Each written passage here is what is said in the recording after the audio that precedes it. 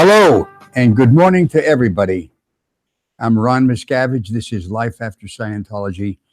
And the name of that song, which has a nice festive feeling to it, I think, it's called Spanish Green.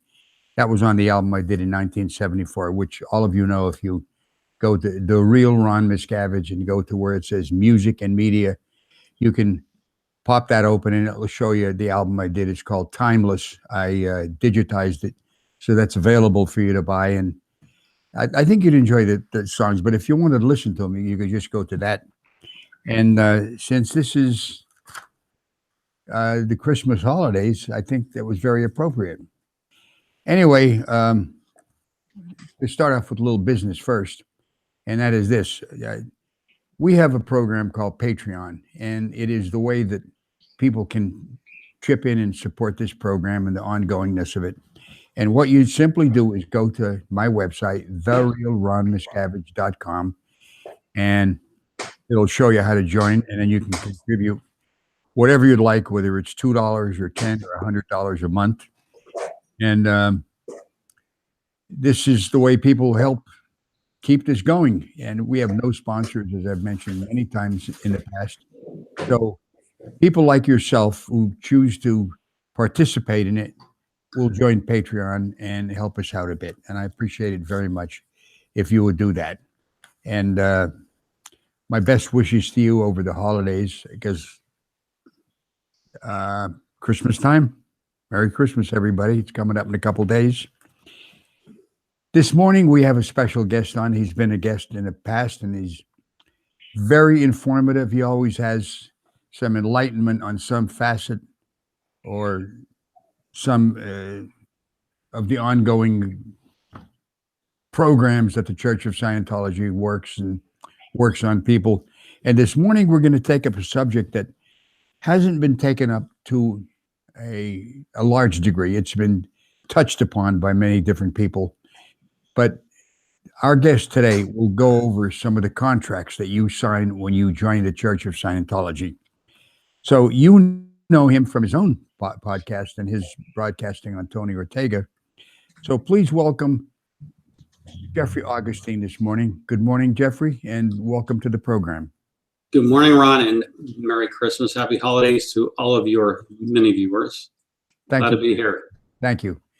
Now, first of all, what does it really mean to be a member of the Church of Scientology? Can you kick us off with that as an example? Sure. There's a couple levels of meaning. So what we're going to do on today's show is talk about what the church says and what it actually is. Generally, the Church of Scientology will say that a Scientologist is one who reads and applies the teachings of L. Ron Hubbard, which is correct. However, there's a popular misconception that you or me or anyone else could walk into a Church of Scientology, put down $150,000 and say, I want to start on the bridge. Not going to happen that way. So the first question is, what is the Church of Scientology? What are you joining? And it breaks down to where the Church of Scientology is a term of convenience that is used to refer to a lot of different legally separate organizations. So there's no one Church of Scientology per se. There's Church of Spiritual Technology, which is the archive people. They bury stuff in the ground. There's Religious Technology Center. David Miscavige is chairman of the board, Religious Technology Center. They own all the licenses and copyrights. RTC in turn licenses the Church of Scientology International. So that's what we want to talk about. Church of Scientology International is a corporation that licenses churches like Flag, Church of LA, and so on, okay? So Church of Scientology International can have no members. So here's how it works. You want to get some auditing, right? You can't join the Church of Scientology International. Instead, you join a membership group called the International Association of Scientologists. And you know the IAS. Yeah, of course. Yeah. Oh, wait. Before we go one step further. Yeah. You mean to tell me you don't actually become a member of the Church of Scientology in the strictest terms? Is that what you're saying? Correct. The Church of Scientology International is a non-membership corporation. So when it got started, when the old Church of Scientology of California died, and the Church of Scientology International started, it created a membership organization called the IAS.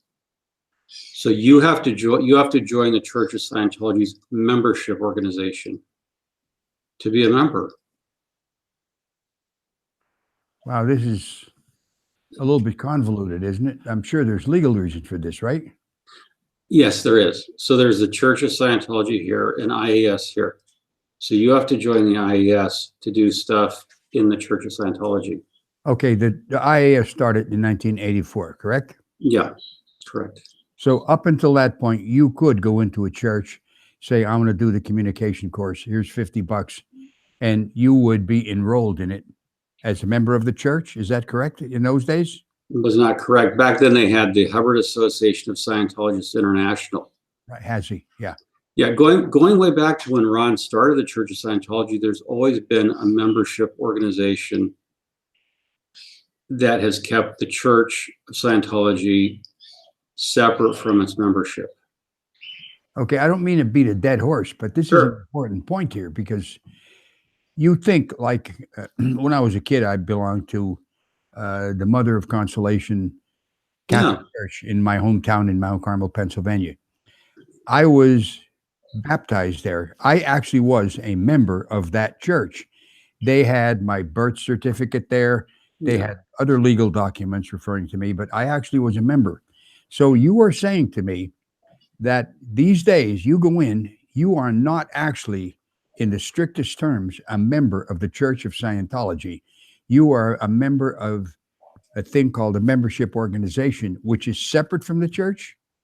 It's legally separate from, in fact, the International Association of Scientologists is a what's called an unincorporated membership association.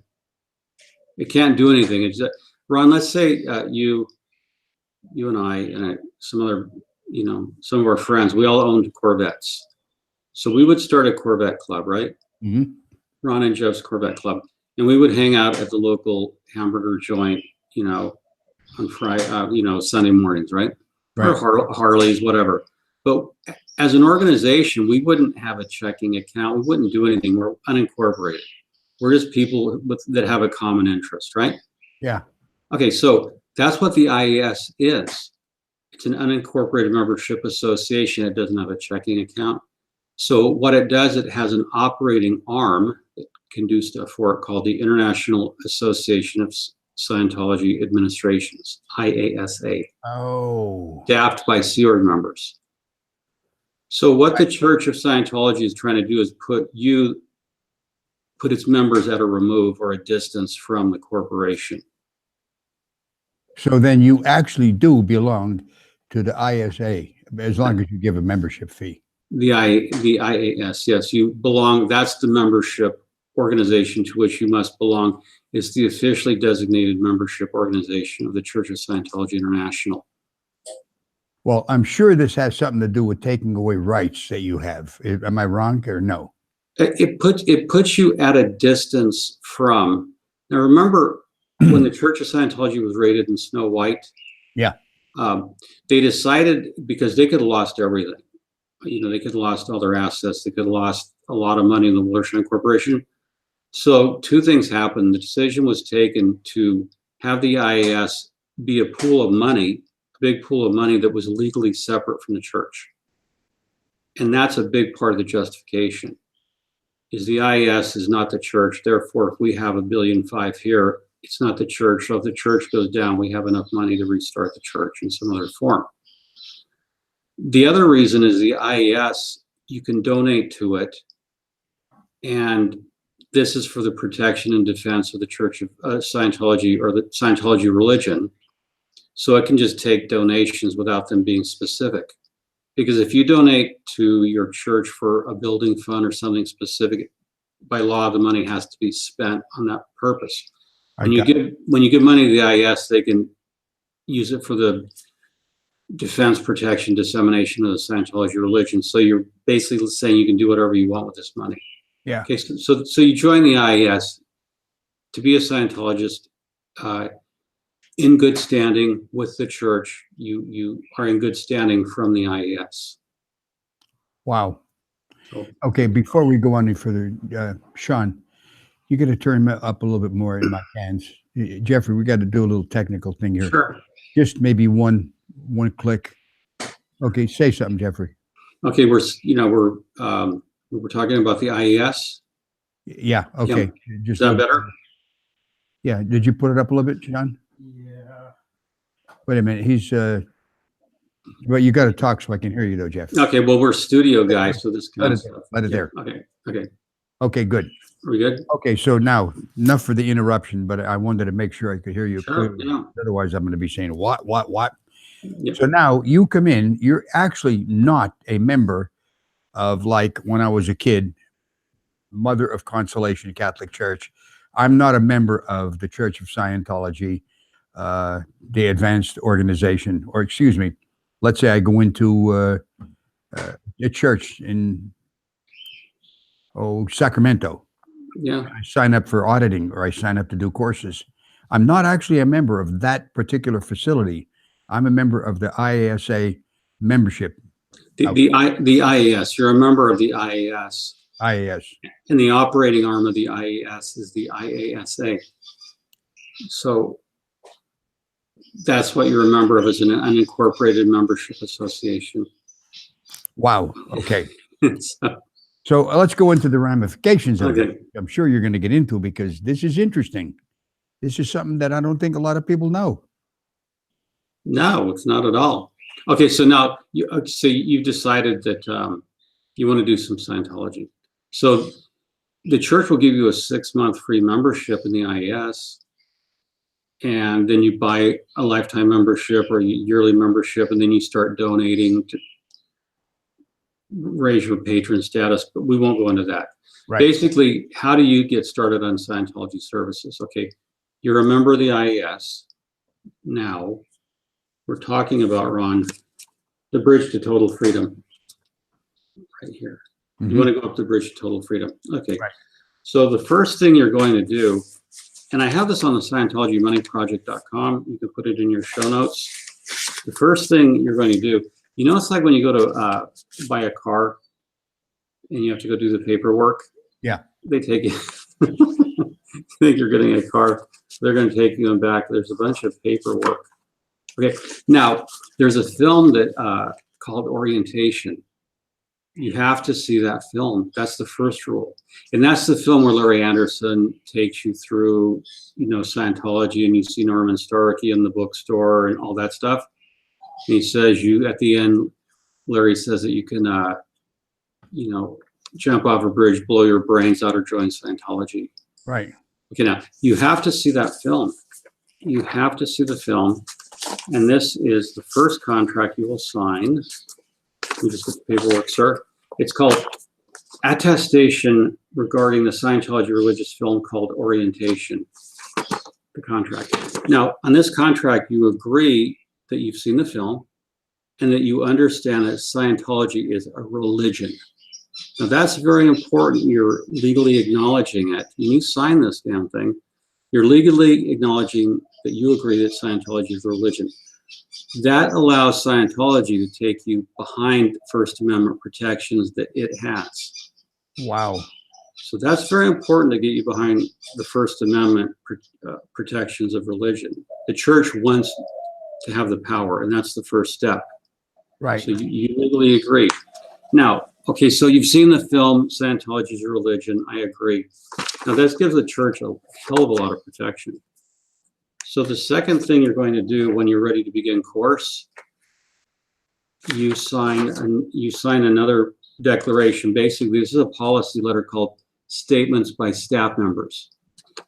And this, you agree that L. Ron Hubbard made no promises about anything regarding Scientology, and that the Church of Scientology International does not stand behind any statements made by its staff members. So if someone made any promises to you on staff or Sea Org about what the course can do, the church won't stand behind it. I got it. And so Right, and they also say L. Ron Hubbard made no promises about the efficacy of Scientology or Dianetics. And you agree no one's made any promises to you. So in other words, you're signing up saying, if I don't get anything, I'm okay. Yeah, no one made any promises to me. No, that's not true. You read Dianetics, Ron Hubbard said you could be rid of your eyeglasses in as, hours, arthritis, Yeah. cures everything, does everything, right? Yeah. However, the church walks that back in this document, statements by staff members. So they're basically on the front end saying Scientology can work miracles. On the backside, they're saying we don't promise anything. And if some salesperson, Scientology salesperson with a quota promises you stuff, yeah, this will take care of your having problems in relationships, money, it'll take care of it. Sorry, we don't stand behind those statements. Okay, so now that see, this is... Wait, let's stop there for a moment. Yeah, let's put it in very, well, not that audience won't get what you just said, but basically what you're saying is, I'm going to pay money and hope I'm going to get some result. But if I don't get any result, I'm okay. You weren't promised anything. Yeah, I wasn't promised anything. So if I don't get any result, you still have my money and I have no comeback, right? Exactly, because they're a religion. The other, let's get into the next part of it though. Okay, yeah, go ahead. Because we're still not ready to start course. You've agreed Scientology is a religion. You agree that no one's promised you anything, including the founder, L. Ron Hubbard. Okay? Yeah. So let's get on. Before we can get you on course, there's still some more contracts, paperwork. Okay? Now, the next contract is called Religious Services Enrollment Application Agreement and General Release. This is a 6-pager, Ron. Wow. So the gist of this contract, whenever you hear the word general release, it means you're releasing the Church of Scientology International, its agents, heirs, assigns, Sea Org staff members from any liability. You won't sue them if anything happens to you. In fact, here's an example. You release the Church of Scientology from anything. So let's say you're walking up the stairs and you trip and fall and break your knee. Yeah. You've released the church from liability for something that trivial. If you're on the survival rundown and you're running laps and you have a heart attack and die, you release the church from liability for anything. You also agree that, this is an important part here. You also agree when you give them money, that it's a donation and they don't have to give you back any money whatsoever. Now that's an important thing. That's in that contract where you don't have to refund. It is in the contract. It's 0.5 A, B, C. It says that here's a couple things that you have to do. Now, when you talk about the bridge to total freedom, it's a series of steps that you go up, right? Yeah. So when you do your first step, when you finish it, you have to agree that you're completely satisfied with that step before you move on with the next step. Right. And the church makes you sign that I'm satisfied, and you write a success story. That's a requirement. Yep. So that if you go back later on and try to sue or something, they can say, well, here's your success story where you said you were completely satisfied. You also acknowledge that any money you pay is a donation, and the Church of Scientology is under no obligation whatsoever to refund it. And I've seen plenty of letters people have gotten when they ask for money back that was on account. The church will say, we're under no obligation to return any money whatsoever. And you agree that if you do ask for money back down the road, there's a policy, return of donations, where you have to go through the claims verification board. Right. And that means you go to whatever org you did services in, and you have to see the chaplain and a bunch of other people and so on. You also agree that you will not involve an attorney. And it's up to you agree that you will not involve an attorney, any third party, including but not limited to attorneys. So in order to get religious services, if there's a problem, you agree that you will not involve an attorney. This is the Church of Scientology systematically taking away your legal and civil rights, your protections under law. in America, when you join a church, you agree, the consent belongs to you, but you agree to be governed by their rules, their ecclesiastical rules, procedures, tribunals. So they're formalizing this in writing. They're taking away all your power, and they're taking all the power. That's really what's happening. And this is why they have these contracts. So before you can get religious services, Ron, you were talking about the Catholic Church you grew up in, right? Yeah. Way back when. Religious services were, pray for you, they do the sacraments, they do all that, right? Yeah. You didn't have to sign any contracts. Right. And it was just, try to get people to become a little better and improve the lives of people and give a little bit of relief from the sufferings of life by, praying to a supreme being. And you didn't have people walking out and say, I want my money back. I mean, Jesus Christ. But this happens all the time in Scientology. So all of what you just said points to one major thing. They expect this to happen because they're not being totally honest with people as to what they can deliver. So they're protecting themselves legally, so you have no rights. Correct. And this goes back to 1964, where L. Ron Hubbard wrote a policy. And he said, one of the successful actions in stopping attacks is to get people to sign waivers. A waiver is a willing legal abandonment of your rights. And this begins with L. Ron Hubbard. Get them to abandon their rights. Rather than saying, hey, let's change and not overpromise. Yeah. Let's not gouge people.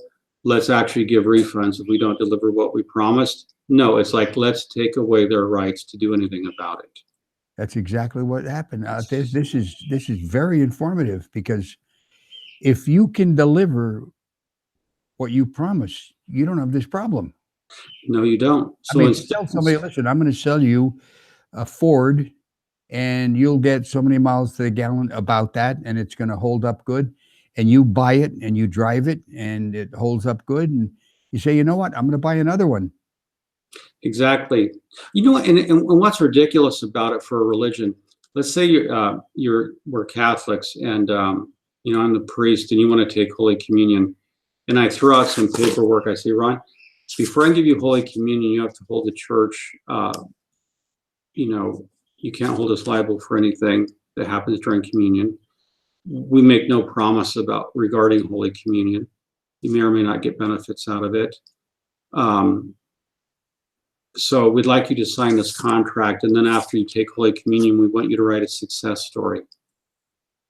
Which it's beyond common sense, isn't it? It's ridiculous. So each and every service in the Church of Scientology, you sign a new contract, but we're still not done yet getting you onto our first service. So you've seen the film, you've signed this contract. Now there's another contract, so that you can go up your bridge to total freedom. Now in the church, for new Scientology watchers, when you get auditing, when you're holding the cans and you're getting auditing, the church is writing everything down on video, paper. They're recording it, right? And these are put into parishioner folders, PC folders, right, that are supposed to be confidential. So you're giving up all your secrets. You're confessing, right? Yeah. Adultery, you took some money from your mom, whatever, right? Yeah. Confession, they get you to confess because that's, you can't have withholds and overts in the church. Nothing wrong with confession. I mean, Catholics go to confession. Yeah. Christians, people, Islam, other faiths, you confess your sins to God. And in the church, though, they're recording it on video and they're writing it down. Those constitute your folders. They have your secrets, everything you've done. Right. Now, who do those folders belong to? They belong to the Church of Scientology. And this agreement regarding confidential religious files, you sign as well. This basically says to you, Ron Miscavige Sr., we, the Church of Scientology International, own your folders forever. You cannot see them. You never get to see your own folders. You never get them back if you leave the church. Your heirs, that's your family, your agents, your assigns, cannot sue to get them back. You sign them away irrevocably forever. These are records of your spiritual progress and everything you've said. You don't, it's not yours, it belongs to the church. So you're really your soul, whatever you pour out to the Church of Scientology, all that information belongs to them. Now, the net effect of this is if you leave the church, as you did, and start talking trash, they can go into your PC folders for dirt. Yep. They lie about it, but as was shown in the Laura Dykeman case, over 100 people have access to your folders. And Hubbard has a policy from the 60s where he'll allow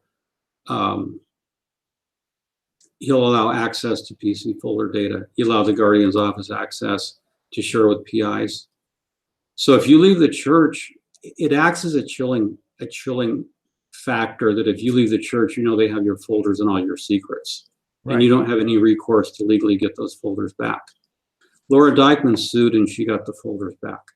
And I'm not a lawyer. I'm just saying, I'm just pointing out something that happened in the public record.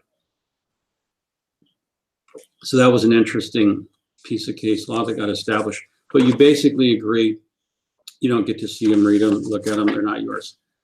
Now, if people know the story of Lisa McPherson, she died in captivity at Flagland Base in Clearwater, Florida. Right. The reason the church was able to pull her out of the emergency room after she had a psychotic break, the reason they were able to pull her out of the emergency room and so that she couldn't get psychiatric treatment is because the enrollment contract says that you're opposed to psychiatry. Now, this next contract is called Agreement and General Release Regarding Spiritual Assistance. This is what I call the kidnap contract. It says you're opposed to psychiatry because the Scientology religion is unalterably opposed to psychiatry. Right. And it says, should you ever get, let's say you get a 5150, we call that in California. They can lock you up for 72 hours if you appear to be psychotic or a danger to yourself or society. Right. If you get locked up, Scientology, you expect Scientology to pull you out of there. But also, if you go type 3, what they call type 3 in Scientology, that is you have a psychotic break, the church can lock you up. If this case supervisor in Scientology determines that you've done type 3, the church has the right, you give them the right to lock you up for an indeterminate amount of time until they determine you're okay. And that paper that you just showed on the screen allows them to do that. Yes, it does, because you have given your permission for them to do it. And see, this is the thing about consent in America. If you consent to this, you know, you've agreed to it, and the church can do it. And the church, for a long time, for old timers, will have heard the term babysitting houses. You've heard that term, Ron? Yep. So tell the audience, what is a babysitting house? When is it used? A what now? A babysitting house. Babysitting house is somebody who keeps watch on a person who has been deemed to be type 3 or psychotic. And what they do is they're posted either inside with the person or outside the door of the room where they can't get out. They don't speak to them. They don't say anything. It's actually, you might as well be in solitary confinement because you're not going to hear another human voice. Yeah. And that would be a babysitting assignment. Yeah, now in the Sea Org, you in a babysitting situation, you would be put in church property. There's been babysitting houses that are owned by private people where they want to take them off church premises. Right. So for public members of the church, you might be taken to someone's house and locked in a bedroom. Yes. And this is called. They do that is in case something untoward happens to you, you're not on church property. So they hands off. It wasn't us. We didn't do anything. You know, we didn't cause anything. Yeah, this is called the introspection rundown. Yeah. And that's where Lisa McPherson died. And ideally, they do like, if you're a Sea Org member, they might lock you up on church property. If you're a public, they want you off church property. Yep. So so you can see now that you've got these basic contracts signed, now you can start services. So it's just a matter of all your rights to either getting your money back if you're not satisfied, or you've been promised something that's not been delivered. You have no say. You say, well, you agreed. You said you hold us harmless, so we're going to keep your money. And right. You're screwed, and there's nothing you can do about it. And they laugh in your face, right? Well, you've also in these documents you've agreed to binding arbitration. It's like if you like, this is what happened in the Luis Garcia case. You agree to binding arbitration. So basically, the design of the Church of Scientology International is to strip you of your legal and civil rights, so that they have all the power and you have none of the power. Well, this arbitration that they have, we're talking about that, right? Yeah. This would be the equivalent of having something decided by the Three Stooges. You remember that? The Three Stooges? Yeah, I do. But if they did it in real life, not in a movie for entertainment, it would be about the same as that. In other words, it's completely rigged against you. You can't win. And they will go behind the doors after they say, okay, you're beat. You're not going to be able to do anything. And they'll have a drink or maybe just laugh at you. And this is a bad outfit, man. Now look at it. Well, it's bad faith. It's inherent bad faith. These a contract is one-sided that gives one party all the power and the other party no power. Is called a contract of adhesion. So when you get your cell phone, you sign a contract with Verizon or whomever. Those contracts give Verizon or whatever cell phone provider all the power. What we're used to is consumer contracts, right? Yeah. You have recourse. You can go on Yelp. You can give negative reviews. You can do all kinds of stuff. Right. Now, only too well, when you leave the church, you don't have recourse. You spent years in the Sea Org. You got nothing for it. And in fact, the church spent, 2 years at $10,000 a week, 2 PIs to follow you? Yeah, they followed me for about $500,000 worth. Yeah. If they gave me $1,000 a week, I would have told them the same thing. It would have been a good deal. Now I'm going to the store today. Now I'm going to go to the library. Now I'm going to a movie. I mean, yeah, I was carrying on with my life, but they saw fit to hire Dwayne Powell and his son Daniel Powell to follow me, giving them $10,000 a week to report on my ever doing. And as a matter of fact, they were going to buy a home for them so they could spy on me around the corner from my home. Not rent it, buy it. They were going to buy a home so the guy could sit in the second-story window and look and see when I went out, so he wouldn't be in too much discomfort. Where he wouldn't have to sit in a cold car. He could sit in a warm chair having a cup of coffee looking out the window. 10 G's a week. And then they take the guys and they have 1,000 rounds of ammunition, a rifle with a silencer, handguns. And this is a church? It's not a church. This is a church? Am I an ostrich? Take a good look at me. No. No matter how long you look, I'm not an ostrich. No matter how long you look at these people, they are not a church. They are a cult. Yeah, they run their cult like a business. And this gets us to the point of, how do you quit the Church of Scientology? And basically, there was a case, and it's interesting to read. It was in the 1980s in Oklahoma. It's called Jeffrey, I'm going to interrupt you just for 1 second, okay? And then you can get on with this. Okay. I know where we are. Is there any other church that you know of or even heard of that does things like this? Not to your rights. In other words, all these contracts, you have no rights. They can do anything they want and they can get away with it. I don't know of any church that does it to this degree, but what's happening in America, there's an unholy fusion of First Amendment religious contracts with American secular business law. So more and more churches are beginning to adopt this model to take away power from their parishioners. They're worried about lawsuits. Wow. And so they're, like the Catholic Church, it spent 20 years, trying to hang on to records of priests who molested children. Right. That was to its discredit. And it took the media and a lot of whistleblowers and victims to call out, because the church had that power to say we're protected by the First Amendment, so we don't have to disclose anything. So one measure of a church's virtue or lack of virtue is if it starts using contract and legal languages and there's releases, then you are dealing with a dishonest cultic structure, in my opinion. Yeah. You know, and one example is in the Mormon Church, Latter-day Saints. You have to go in, you have to be in good standing to go into the temple. That means you have to be tithing. Right. So once a year, you'll go in to see your bishop, and you'll have a conference about, did you pay everything you owe to the church?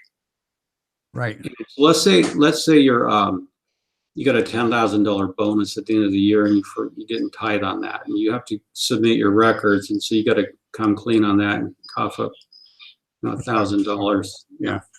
So, but those kind of things, churches can have laws, and they have laws and rules and regulations, right? Yeah. And those are, in most cases, in my opinion, appropriate, because really you have the freedom to just resign if you don't care to belong to that church. Yeah. Scientology, though, its use of contracts, even when you're in the church, you agree to be security checked, interrogated. So the problem, Ron, is if you agree to this and you sign contracts, you're basically screwed. Yep. So the best answer is don't join the Church of Scientology, because there's no informed consent. They don't tell you on the front end what you're in for. Right. And in a lot of cases, I've interviewed many people. They didn't really get to read the contracts. It was sort of, hey, let's get you on course, sign this paperwork. That's exactly how it goes. Oh, this is just something you got to sign, Yeah. And they poo-poo and love bomb you. Come on, get on course. Let's go. Sign it. Yeah, don't be thiety-weedy. Now, one thing I do want to tell you, these documents are so important to the church that the Church of Scientology has a department called the Department of Valuable Documents. Right. And because the church shortens everything, it's called Valdocs. Valdocs, yeah. And which would be a cool name if you were a singer, in a rock band, or an actor, Valdocs. Yeah. Anyway, they'll take all these stuff you sign, they file it in the Department of Valuable Documents. That's part of Hubbard's policy. So that if anything goes wrong, they know exactly where to go to Department of Valuable Documents. So let's say if you sue, they'll go to the Department of Valdocs and they'll pull all your contracts. Right. And that will become part of the court case. Assuming you can even file a court case and they don't get it thrown out, they'll say, well, you signed these contracts. We get to go to binding arbitration. You don't get your folders. You don't get your money back for anything. You signed all these contracts. So that's how important it is, all these contracts. And in most cases, they don't give people copies of the contracts. No, copy. I've interviewed dozens of people who did not get copies of the contracts. They didn't even get copies of their SP declares when they were declared suppressed persons. Right. So the question, the crux of the matter is that your consent belongs to you.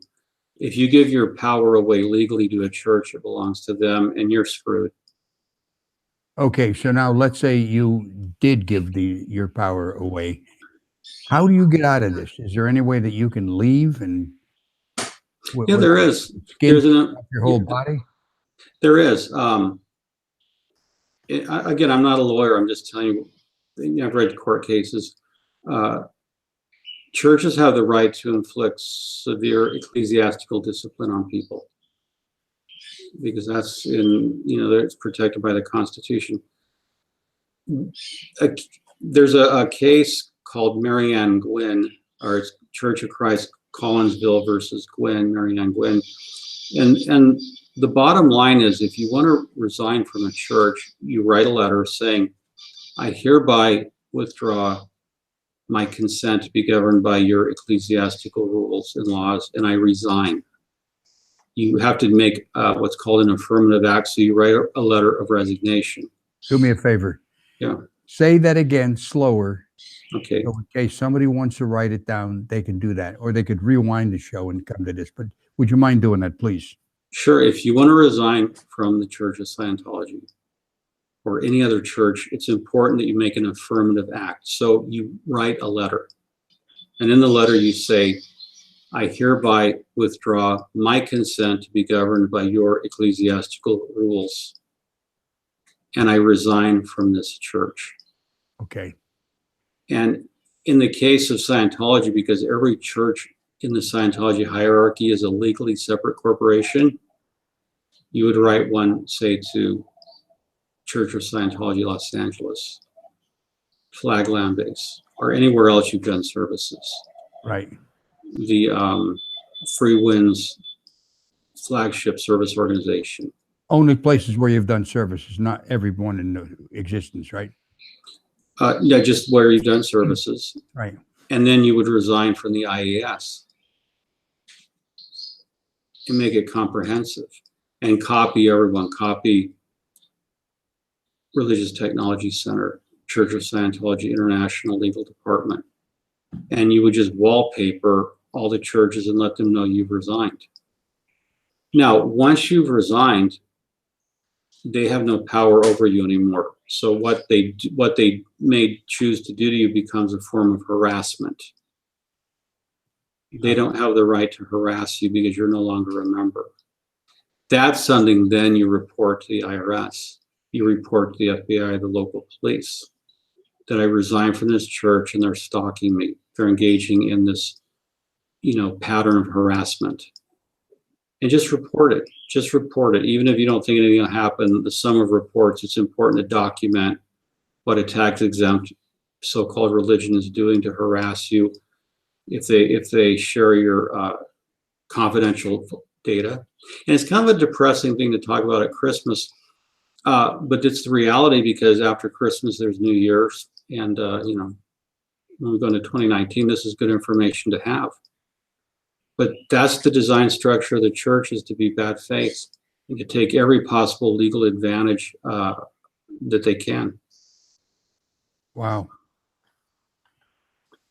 This is a terrible state of affairs. You know that? It's a horrible beast. I tell you, I've always told people the Church of Scientology is like a rigged casino. You might get some wins, but at the end, the house is going to win everything. The house will take everything. It's a rigged casino, Ron. yeah.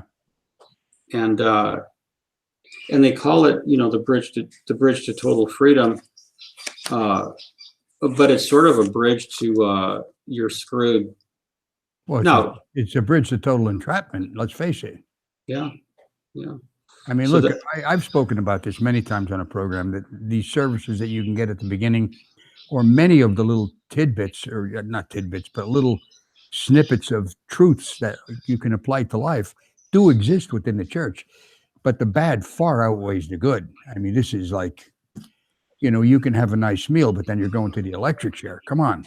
It's No, sort you of know like, what I mean, Jeffrey? I mean, this is, yeah, I know what you mean. these guys are bad guys, and it's Christmas season, so do yourself a favor. If you belong to the church and you happen to be watching this program, quit.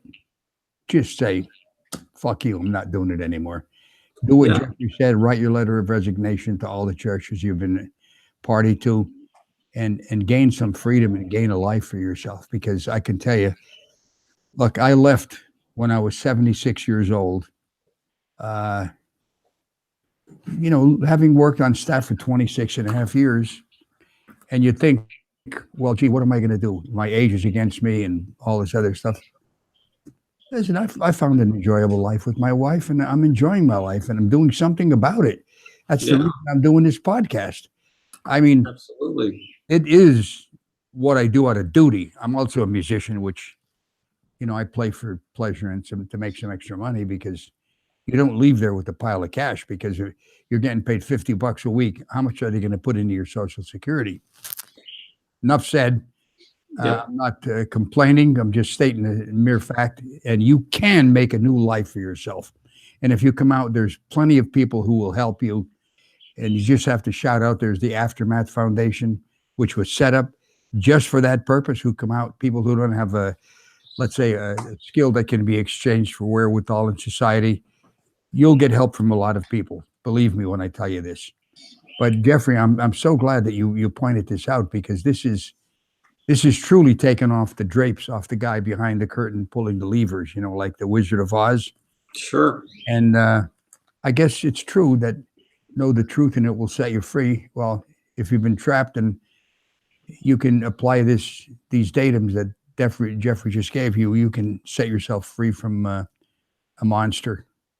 Yeah, and Ron, it basically consists of how this project started for me. I was in corporate life for 30 years, and you have to ask obvious questions.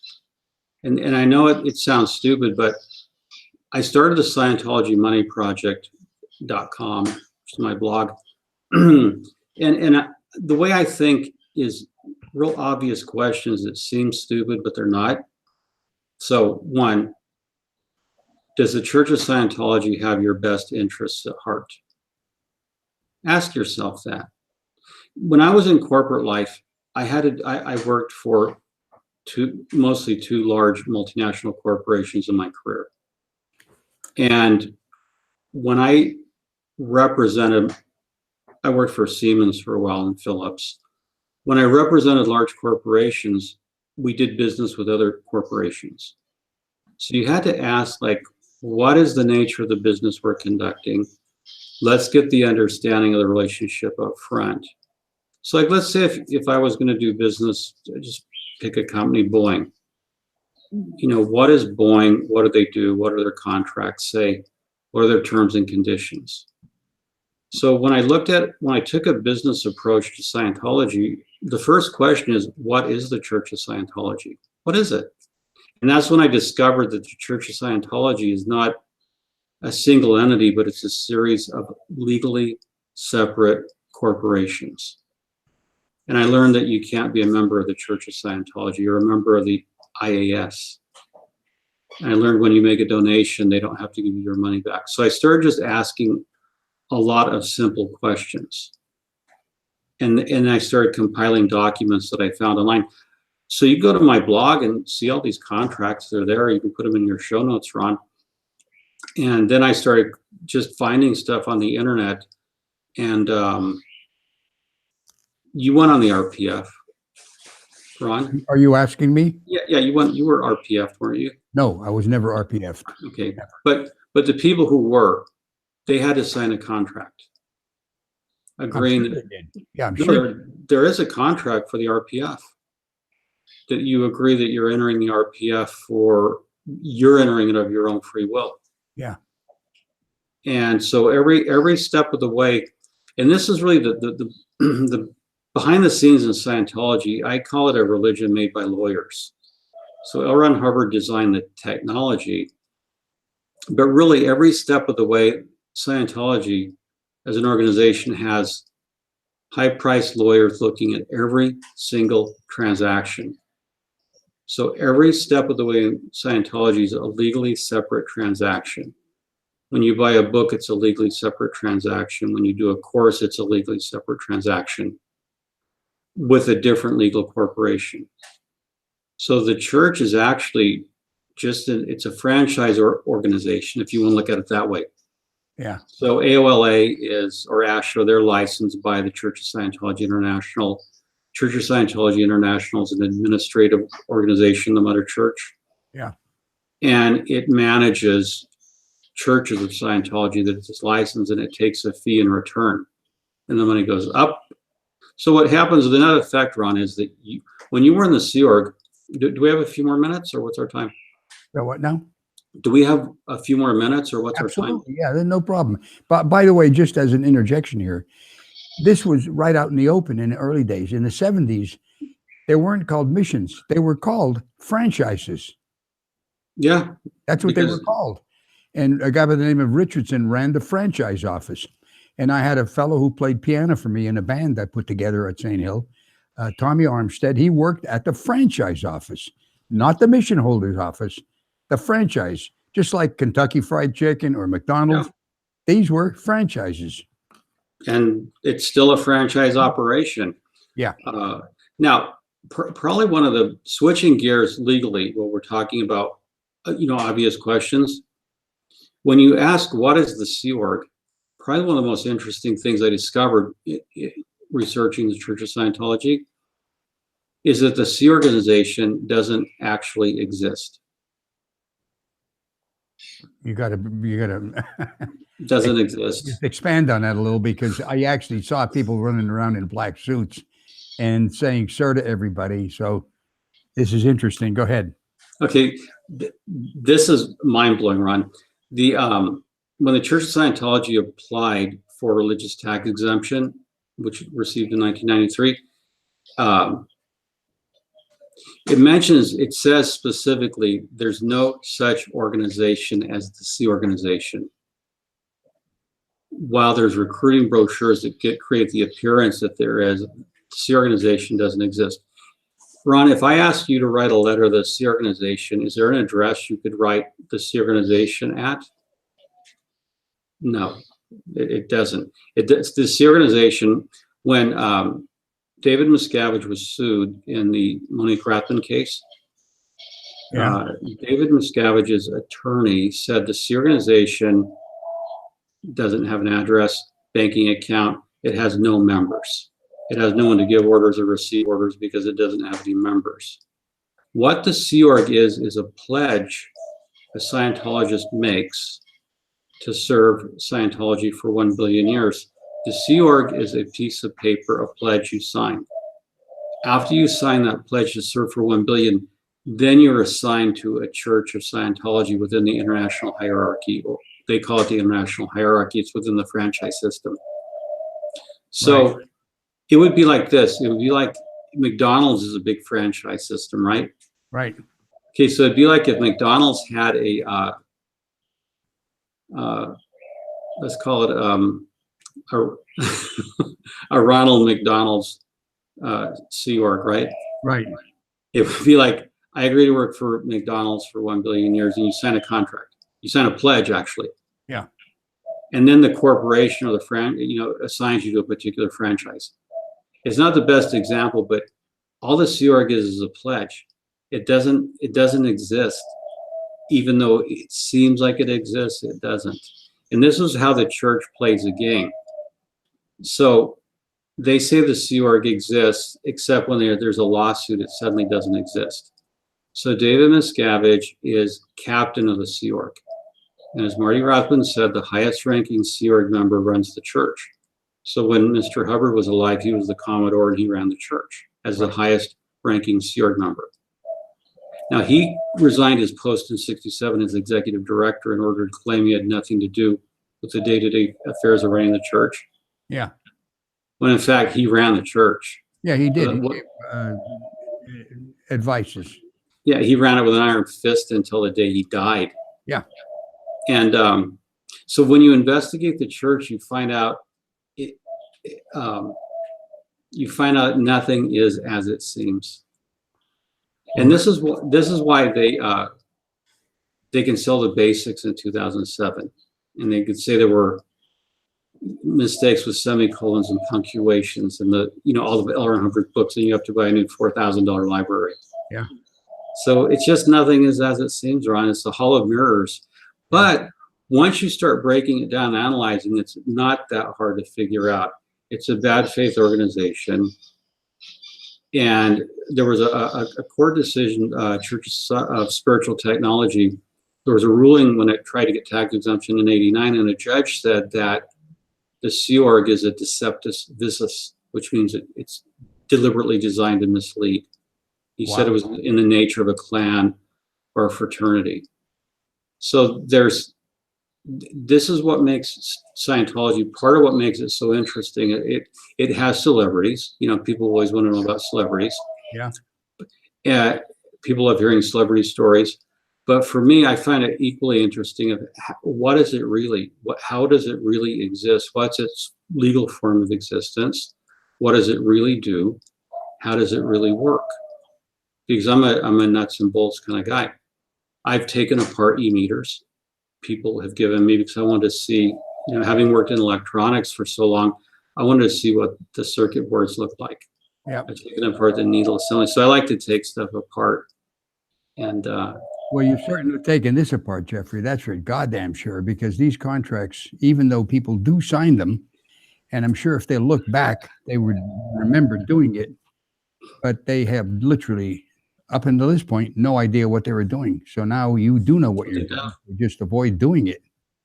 yeah, and you know, in the Divine Comedy by Dante Alighieri, the book. Yeah.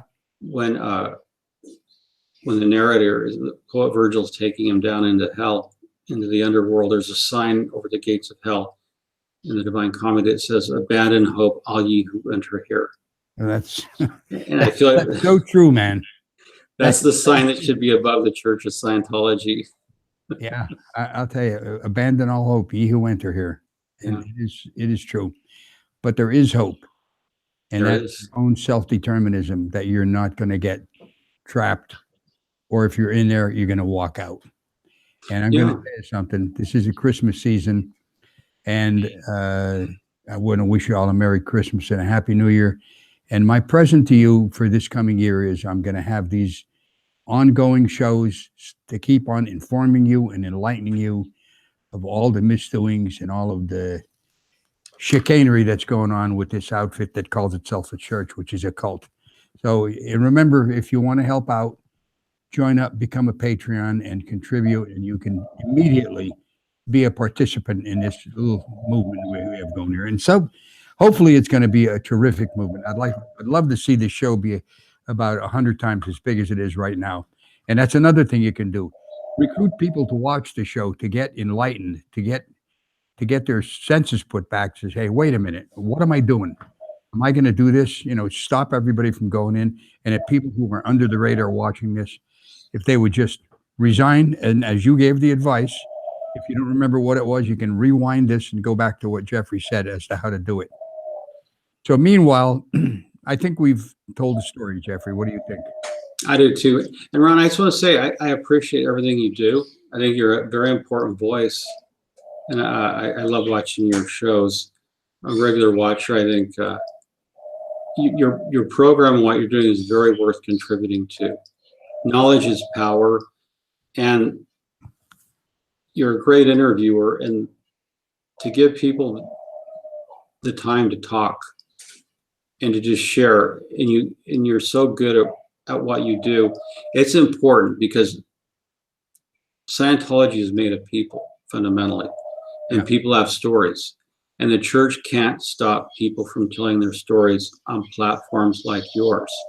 Yep. And when you first came out, before you wrote your book, I remember when you left, I remember thinking, oh my God, Ron Miscavige Sr. blew. He left with Becky. That was a big deal. That really was a big deal in the Scientology world. And when the story came out about when COB, your son says, if he dies, let him die. Yeah. I'm telling you folks, listening audience, the Church of Scientology is sadistic.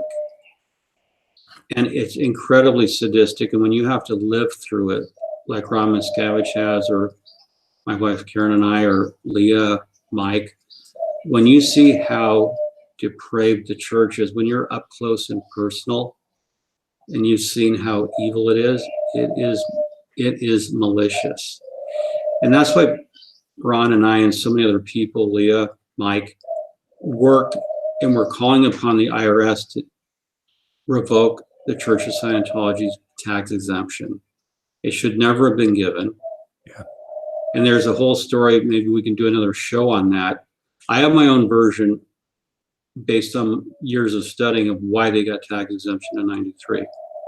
So maybe that could be another show. But my hope for 2019 is that the Church of Scientology loses its tax exemption, because that's how you declaw this beast. Well, thank you very much, Jeffrey. And listen, I will have you back, and we can go over that exact subject. Yeah, I would like to do that. Okay. And my friend, thank you very much again for being on. And again, to everybody out there, have a very Merry Christmas and a Happy New Year. And I am Ron Miscavige. This is Life After Scientology. I'll see you on the next episode. Bye-bye.